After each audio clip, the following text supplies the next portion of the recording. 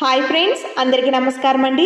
ఈ నెల 18న పౌర్ణమి చంద్రగ్రహణం మామూలుది కాదు. కనుక ఈ 3 వస్తువులు ఇంటికి తెచ్చుకుంటే కూర్చుని తిన్నా తరగని ఆస్తి వస్తుంది. ఈ భాద్రపద పౌర్ణమి రోజు ఈ వస్తువులను తెచ్చుకోవడం వల్ల లక్ష్మీదేవి మీ ఇంట్లో తిష్ట వేసుకుని కూర్చుంటుంది. ఈ పౌర్ణమి గ్రహణంతో కలిసి వస్తుంది కనుక ఈ రోజు ఈ వస్తువులను కొని ఇంటికి తెచ్చుకుంటే రెట్టింపు ఫలితాలు వస్తాయి. మరి ఆ వస్తువులేంటో ఇప్పుడు మనం ఈ వీడియోలో తెలుసుకుందాం. మహాలయ పౌర్ణమి తర్వాత వచ్చే 15 రోజులను మహాలయ పక్షం లేదా పితృపక్షం అని అంటారు. మన ఇంట్లో మరణించిన పెద్దవారికి శ్రాద్ధం పెట్టడానికి ఈ 15 రోజులు ఎంతో ముఖ్యమైనవిగా భావిస్తారు. ఇలా చేయడం వల్ల ఎంతో పుణ్యం లభిస్తుంది. అంతేకాదు, పితృదోషాలు కూడా తొలగిపోయి సంతానం లేని వాళ్ళకి సంతానం కలుగుతుంది.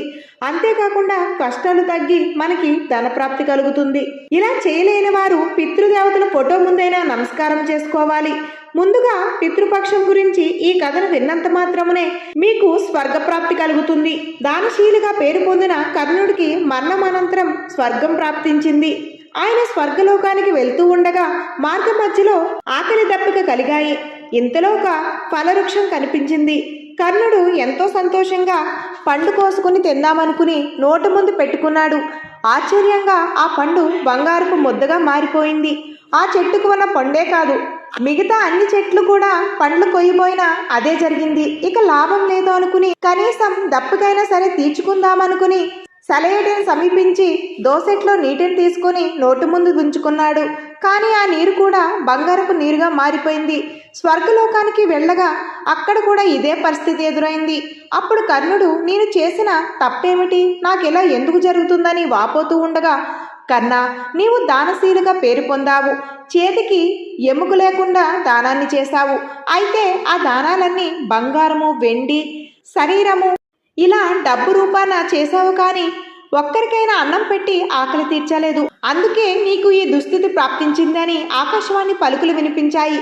అప్పుడు కర్ణుడు తన తండ్రి అయిన సూర్యదేవుని వద్దకు వెళ్ళి పరిపరి విధాల ప్రాధేయపడగా ఆయన కోరిక మేరకు దేవరాజైన ఇంద్రుడు కర్ణుడికి ఒక అవకాశం ఇచ్చాడు.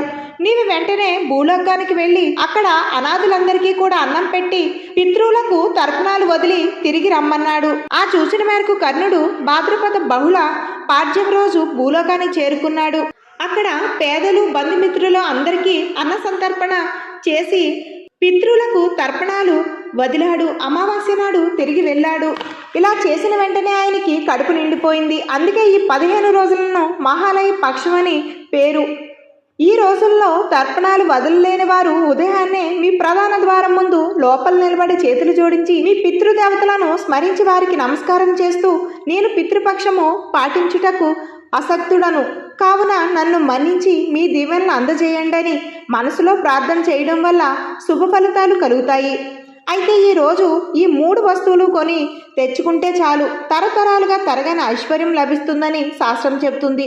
ఆ వస్తువుల్లో మొదటి వస్తువు ఏంటంటే స్వీట్లు. గ్రహణంతో కలిసి వస్తున్న ఆసక్తులు కలిగిన ఈ పౌర్ణమి రోజున ఒక 1/4 కిలో స్వీట్లు కొని తెచ్చుకుంటే మంచి శుభ ఫలితాలు కలుగుతాయి. ఆ మిఠాయిలను లక్ష్మీదేవికి సమర్పించి ఇంట్లో వాళ్ళు తినండి, మరియు చిన్నపిల్లలకు పంచండి. రెండవ వస్తువు ఏంటంటే అత్తరు. గంధం వాసన కానీ, గులాబీల వాసన కానీ, లేదా మల్లెపూల వాసన కానీ ఇంటికి తెచ్చుకోండి. దీనివల్ల కూడా లక్ష్మీదేవి అనుగ్రహం కలుగుతుంది. అత్తరు అంటే లక్ష్మీదేవికి చాలా ఇష్టం. ఈ అత్తరును కొంచెం నీటిలో కలిపి రోజు ఇల్లంతా చల్లుకోండి. ఈ పరిహారం చేయడం వల్ల లక్ష్మీదేవి మీ ఇంట్లో స్థిరంగా ఉంటుంది, కష్టాలు పోయి సుఖంగా ఉంటారు. ఇక 3వ వస్తువు ఏంటంటే గళ్ళుప్పు. ఇలా గళ్ళుప్పుని తెచ్చుకుంటే మీ జీవితం అద్భుతంగా ఉంటుంది. చంద్రుని అనుగ్రహం లభించి శుభ ఫలితాలు కలుగుతాయి. ఈ 18 బుధవారం వచ్చింది కావున పసుపు కానీ లేదా పసుపు కొమ్ములు కానీ తెచ్చుకున్న మంచి శుభ ఫలితాలు కలిగి రాజయోగం పడుతుంది. ఓకే, ఇది ఫ్రెండ్స్. ఈ వీడియో నచ్చినట్లయితే లైక్ చేయండి. అలాగే మరిన్ని వీడియోస్ని మా ఛానల్ నుండి మీరు చూడాలి అనుకుంటే మా ఛానల్ని ఇప్పుడే సబ్స్క్రైబ్ చేసుకుని పక్కనే ఉన్న బెల్ సింబల్ ఆల్ మీద క్లిక్ చేసేయండి. Thank you.